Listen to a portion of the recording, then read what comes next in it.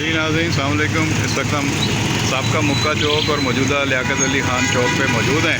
आयशा मंजिल का, federal area का आयशा मंजिल का मशहूर मुक्का चौक, आपको इसकी सियासी मशहूरी की वजह पता है अजीज़ाबाद में। और ये लियाकत अली ख़ान साहब की तस्वीर मौजूद है। इस मुक्का चौक पे से मुक्का गायब हो चुका है और ये सामने सुबहान अल्लाह मिल्क कॉर्नर है। यहाँ की लस्सी बड़ी मशहूर है, यहाँ लोग आते हैं लस्सी पीने। और ये सारे यहाँ पे मुक्का चौक की रौनक है। इस वक्त शाम का टाइम है तो आप देख सकते हैं कितनी गहमा गहमी है। सामने सारे मकैनिक और इनकी दुकानें हैं। तो इस चौक की अपनी ही रौनक है। और अमेरिका, कनाडा, यूरोप में जो लोग बैठे हैं, जो यहाँ के बारे में जानना चाहते हैं कि जिसकी ताज़ा तरीन सूरत हाल क्या है, तो ये उनके लिए एक छोटी सी वीडियो है ताकि उन्हें पता चल जाए कि इस वक्त पाकिस्तान में मुक्का चौक की क्या पोजीशन है, पहले ये कैसा होता था, अब इसकी मौजूदा सूरत हाल क्या है।